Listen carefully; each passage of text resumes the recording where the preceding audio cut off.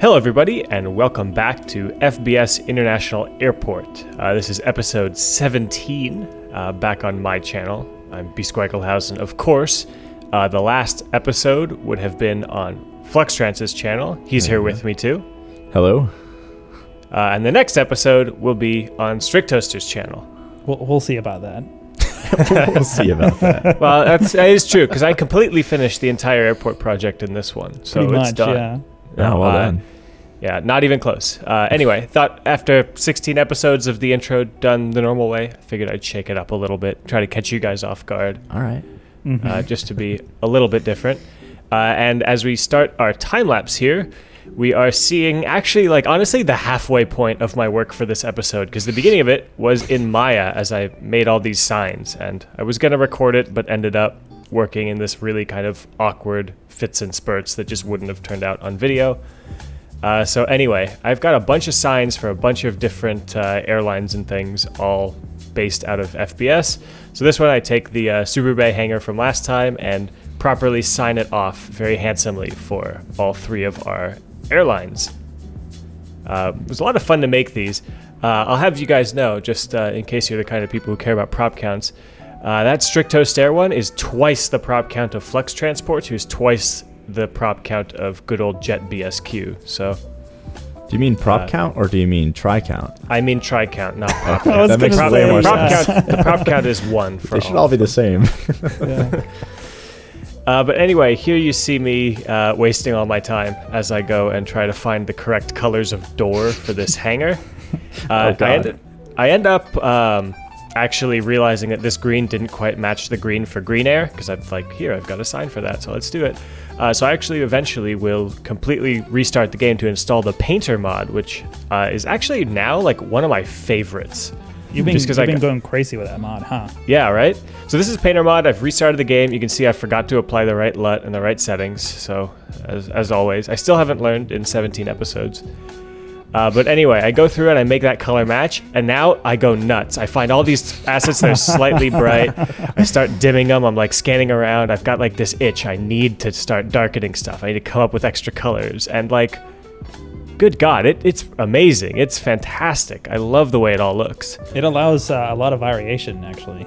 Yeah. Exactly. And does it do we all need to have the mod for it to take effect, or does it just work for everybody once one person uses it?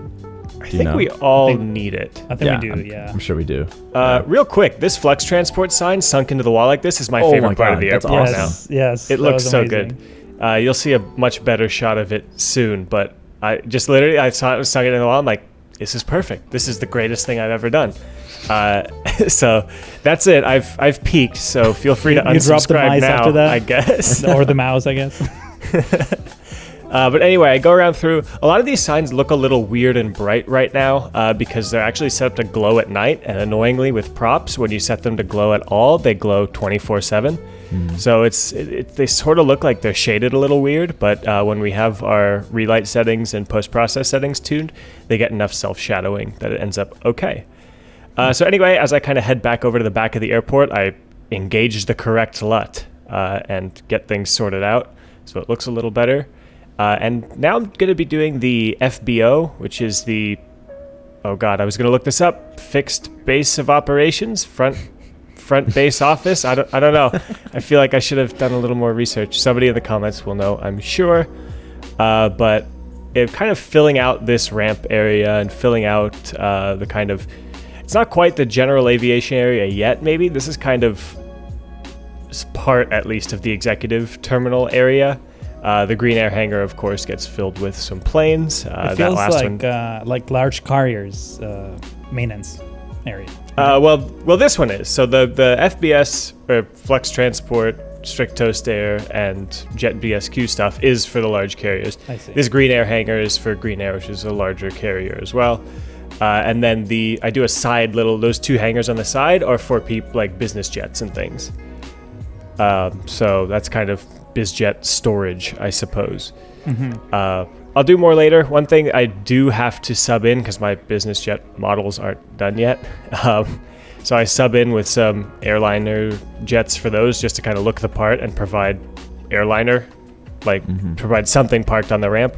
But I will change those out eventually. If it's a constant race now, whether I'll be able to finish the assets or we'll finish the series first. So we'll see what happens. So this is using maybe one of the last times we used the jet blast deflector props, huh? Yeah, I don't know actually. Is there a network for that? We'll have to see. There might be something that may prevent us from using these in my next episode. Well, here's the thing. Let me explain quickly. What you're talking about, unless I'm mistaken, is that there's a network based version of these, right?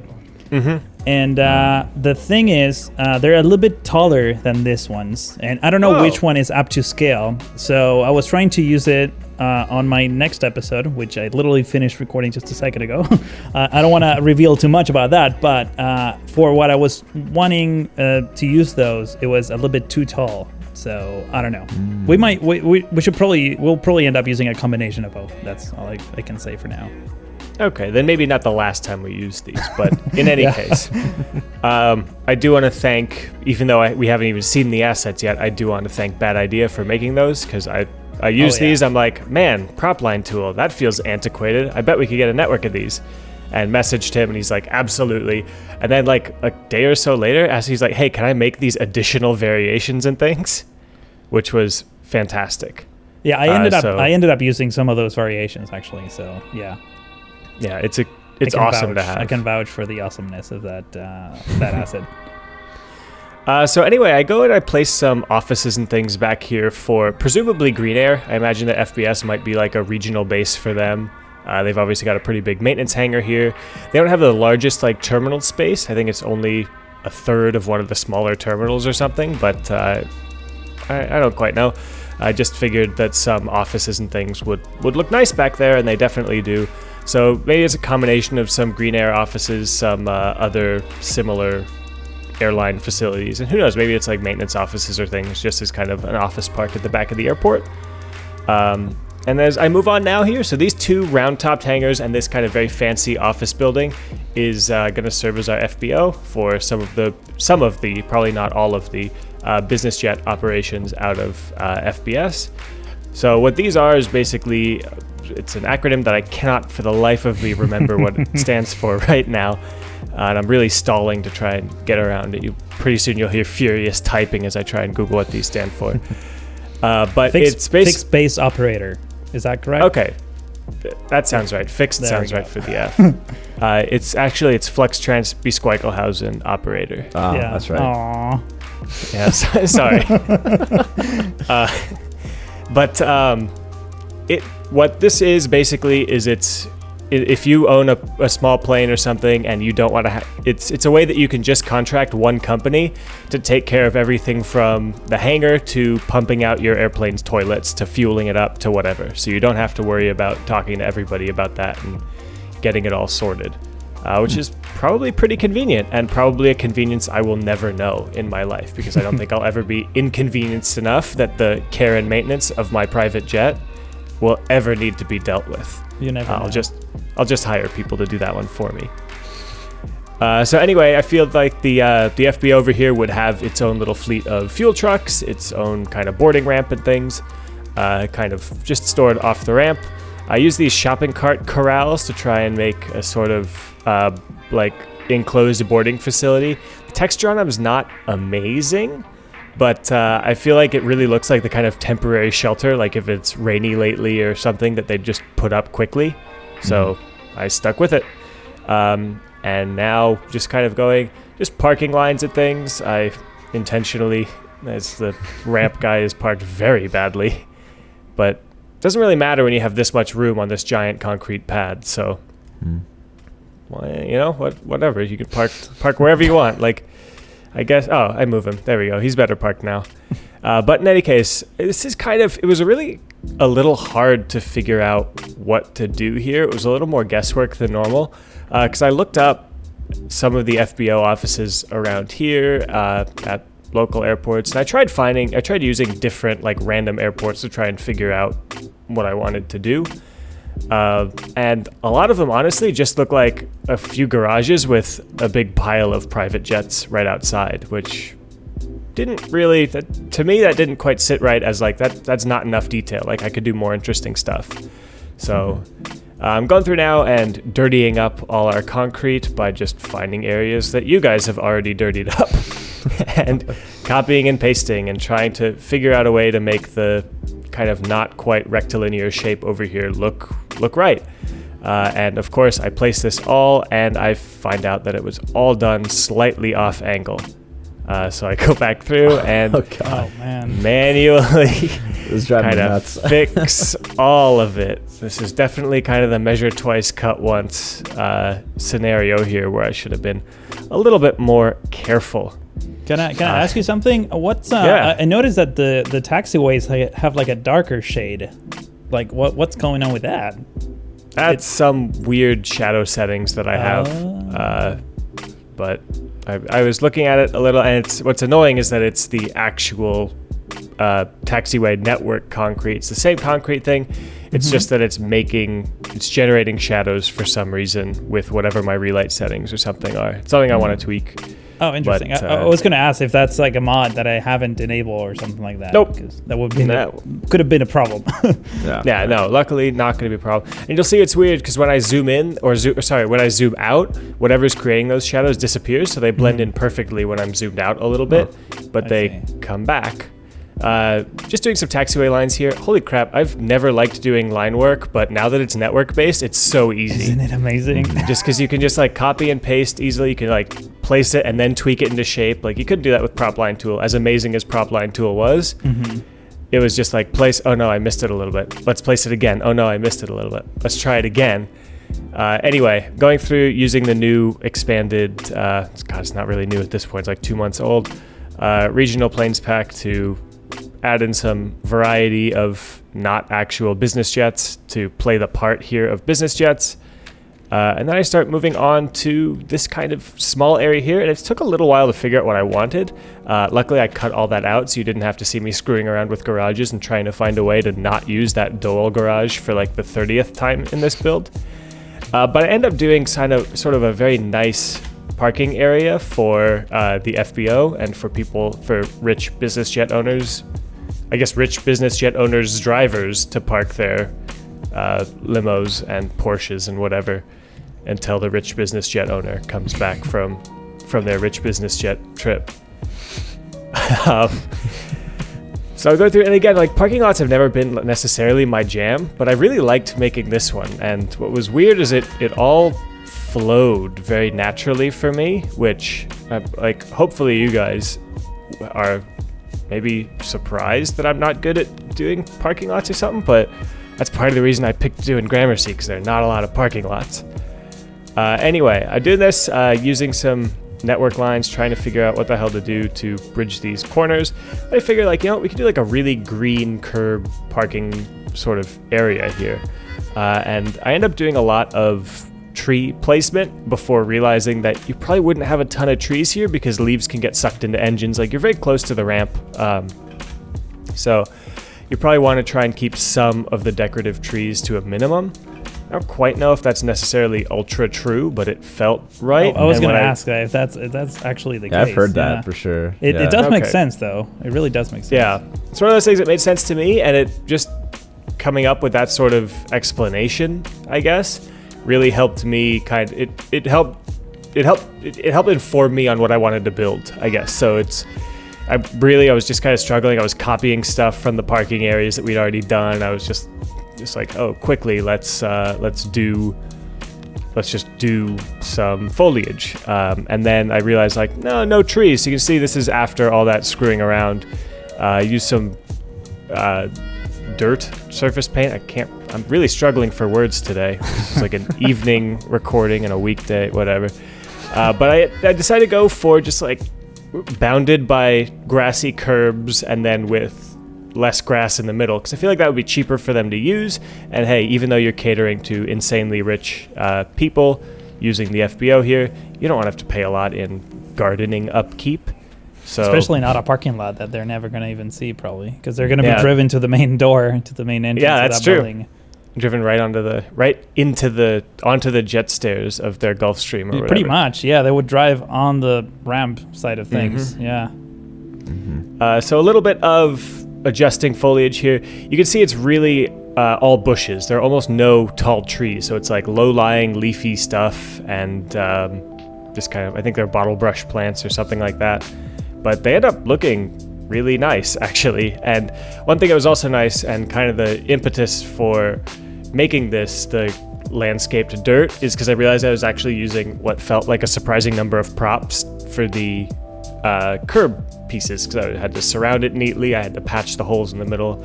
I realized that I could probably do it a lot more efficiently using trees and dirt, and then just an outline of oh god, I'm blanking on the word again. Outline of curb props. Yeah, but I think there's a network version of those now. Is there? Wait. Yeah, or there's one coming. Excellent. Then I will maybe take a look at this later. So this was fun. Using the network concrete wall, I make a green air sign, which cool. I thought was neat. That's really cool, and it's nice. One prop. I figured, like, you know what? It's like a little sort of business campus, so I can reuse the sign. I was really trying to get my money's worth out of making all these props. Brilliant. I love that. That is so cool. That's awesome. So I add a little bit of thickness there just to cover up. The sign itself is a little bit thick, just so you can be able to place it in a curved wall or something and not have gaps, which is a little annoying, it turns out, when I'm trying to place it on a very thin wall. But I just add a little gap at the back to make some thickness to the concrete structure. Now I'm starting to look at other things. I had our first Green Cities dependency in the biofuel bus area, and our first natural disasters dependency in those water tanks, just because they fill the area quite nicely. I don't think I've ever seen these assets.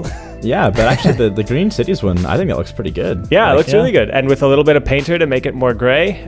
Same with the water tanks, which is still a little blue. I might change that later. But using some amusement park fence as I patiently wait for somebody to do like a nice chain link fence. So network. Also park life.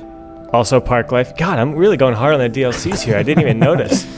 But I make a bus yard. So eventually I realize we have no prop buses yet, which is surprising. I think it's a trip to Ninja Noob Slayer's workshop here to do all like the low floor buses that drive you around. And coincidentally, I was actually bussed to a gate the other day when I was flying out of SFO.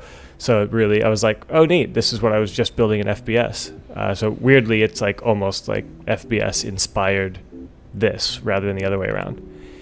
So the way I imagined this working is, the buses would drive through the kind of hangar-looking structure, the depot, and out to this yard, which is fully fenced in, to just be parked. So eventually we'll fill this with a bunch of buses. Okay. Sorry, I didn't mean to cut you off. I just I wanted to get to this before we get too far away from it. So just back to the, what do you call it, like paint everything or paint, what's that Painter. paint mod called? Paint, it's just literally called Painter. Okay. Yep. Because I know it's been around. I don't know. I mean, it seems like you can paint everything with it. So I had a couple that would have been an questions appropriate name, yeah. Yeah, right. Because I know you used it a lot lately. So does it literally just like take the color of like the entire, what do you call it, UV map of the asset and just like add a color overlay to it? Is that how it works? Not really. It actually lets you just manually edit the color mask of the building. And if it doesn't have one set, then it is the whole building. There also have some like advanced options where you can invert the color mask and then paint everything except the color mask. Or I think there's a way to literally just color the whole building even if it has a color mask. But luckily I didn't need to do any of those. Everything just kind of worked out. Interesting. Nice. This sounds like a game changer that I didn't really think could be a game changer, because I mean, you could use this to like, there's so many skyscrapers in the workshop right now that have like different coloring to them. Like they just like, some of them are way too blue and some of them are like way too dark or whatever. And you could totally just like recolor them to make them all. You can make them match perfectly. You can take all the assets that are really good modeled, but just slightly too bright because it was maybe old and nobody quite realized that what the game did to texture colors. Mm-hmm. I mean, you colored one of the orange terminals that we had. That's right, yeah. So one of the very orange terminals that we had, I think Terminal 4 is now a really great gray, just because it now has a little bit of color onto it.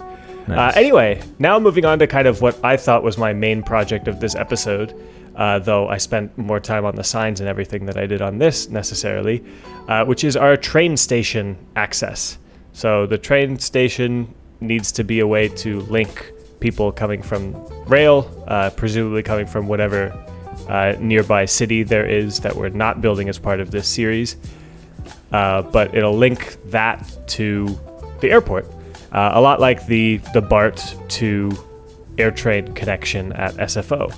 So I figured, why not build something sort of similar to that, which is a double-deck kind of station. At SFO, they're both elevated, but this I figured that I'd keep it close to the ground because it could fit neatly underneath. And using a combination of a little bit of ploppable concrete, a couple of highway pillars, ploppable glass, and some really cool platforms that are unfortunately slightly bugged, so I had to change them out for ones that work a little more glitchily but still look good. I'm hoping to get those fixed pretty soon. I make this very cool station structure, this glass structure with these big giant columns that hold up the AirTrain path above. I think it looks really nice. So yeah, it really does. Yeah, the idea to use the ploppable asphalt as like the middle section, that's really cool. I haven't seen, because I always thought that the glass asset was like really nice, but it's, if you use it a lot, it's kind of like repetitive, but it's pretty cool to have that like ploppable asphalt underneath. It is. It turned out really well because the concrete line with the ploppable pavement or whatever it is, ploppable asphalt, lines up right underneath the tracks. I figured, like, why would it be glass if you're just looking up at the bottom of a big concrete AirTrain trackway? Mm-hmm. So with it being concrete, it makes a lot more sense in there as well. Nice. Then to continue on the aviation sort of theme, I went and used hangar doors to make the wall. I thought I could use these. They're buildings. They would have been excellent. And the colors match, and it also gives a little sort of a wave pattern back and forth. But of course, that wave pattern is extremely hard to match with this glass thing here. I try to use these ones because I'm like, oh, they're buildings. And I'm like, oh, no, wait, that'll sink the terrain. So I use Ronix's hangar doors, which are props, which is fine. And then sink them down, and that becomes the edge wall of these because it needs to go all the way up to the top because you want to let in light and let out train diesel exhaust. But you really, really, especially with this being on tarmac level, don't want people to be able to leave the platform area and escape. Roam around, yeah. Yeah, exactly. I leave the end of the platform open for now. Eventually it'll be fenced off, but I realized, like, you know what? I know that we're going to be getting some of those chain link networks soon. We have to be. In fact, I know that Bad Idea is working on them. So I figured, like, we'll do fences at some point where we don't have to spend literally like 3,000 props fencing off the airport. We can just spend like a couple hundred network segments. As we go right here, I wanted to have greater control over the amount of trains that visit the airport, so I just created some small little train stations at the edge of the map that I could then set lines to go back and forth to. So I'm back into the water table or the water map, trying to make it all work. I thought I forgot to delete a segment because I wanted to make sure that that foreign trains, I guess, that ones for the edge of the map didn't come into this station because I wanted to make sure that the amount of traffic wasn't crazy because that would cause those big backups I thought would be very ugly. I then found that there was some glitch. It turned out to be with the station platform itself where it wouldn't let me set lines. So I spent a little time troubleshooting that little loop of track in there was to try and see if I could just get a simple turnaround because I was worried that some of our intersections here were too smooth to actually count in game as a connection. Oh, really? So yeah, so sometimes, and it's very annoying with trains too. But I end up sorting that all out very boringly, which is why it got cut out of this episode. Trust me, you don't want to see me spending half an hour troubleshooting train line connections and going back and forth. Now that you mentioned that, so there was a massive train backup when I got the save, and I fixed it by just tweaking some things. I didn't know there was like a whole thought process behind it. I guess I do now, but now trains run smoothly, though we do get quite a few of them coming into the station. That's probably fine. Okay. Hopefully fine. We'll see what happens. We can up the capacity or something like that. Anyway, I did a little secure entrance to the front here. I used those drain decals as the equivalent for those spike strips that you can only drive over one way. Mm-hmm. Little bit of fence just on both sides to just spend a couple props to finish this area off and polish it nicely. And then there's a kind of a weird we can say it's a happy accident, I guess, with that nice smooth intersection. So I was looking for something that would be the width of the gate, and it just so happened that parking lot road was exactly the width of the gate. So it looks like a perfect fit, but unfortunately the way I have it set up here, I end up having to do this weird kind of trapezoid thing. I'm like, ugh, I don't like this. But I figure, like, wait a minute, actually that's perfect, because it just makes a little parking spot for the car, for like a cop car. So we could assume that that's where the gate agent that sits there comes and parks. It kind of looks like a 2-stage like prison gate entrance or something. Like a checkpoint? Yeah. Well, I mean, you want to make sure that it can close pretty securely, because otherwise that road outside connects directly to like the entrance highways and things. So you could end up with some random people just showing up. So with this awkward space here, I'm like, you know what, let's try and do like the police heliport or some sort of helicopter thing, just to be interesting, like a hangar, like a little tiny police helicopter hangar. Maybe something interesting could come out of that. But I end up fooling around with it for quite a while, thinking that, you know, it could work. And then I'm like, nah, maybe I'll make my own, and we'll see that all coming up. But right now I'm just trying to lay some rows to help define and break up this giant terminal space. We're back to our good friend, the Dole Garage. See, I'm just like, hey, what if this could cover that? What if we could like squeeze this around? I'm like, I like the shape of both of them clipped together, and hey, that means it matches the structure, but it's not the exact same shape, or it matches the look. I go through here, I'm like, wait a minute, I don't need that at all, because I can place the helicopter spawners on decal helipads that'll look a little nicer. So wait, what kind of helicopters will spawn there? I've never seen these assets. I don't think I've ever seen helicopters in game at all, actually. You need to play with more of the natural disaster stuff. They look super cool. Right. But anyway, this is a quick helicopter hangar. And then I realized, like, nah, that's ugly, and that's a weird place for that to be. So you know what it's time for? More airplane parking, as always. So I go the easy route by copying and pasting. I try to align heights to everything and completely screw up because it buries all the lines. So I undo a whole bunch of stuff and end up just doing some manual tweakage to make it all show up, I guess. You could have used the align height option. Well, I did that, and it sank the decals through, basically, which was a little right. They have to be like just above. Yeah. Yeah. So I get two with the copy paste, and then I place a third one kind of at an angle there. Well, not then, but trust me, I eventually place a third one kind of at an angle there. But that's right. I need to do some more concrete, just because I figure this is a big pad.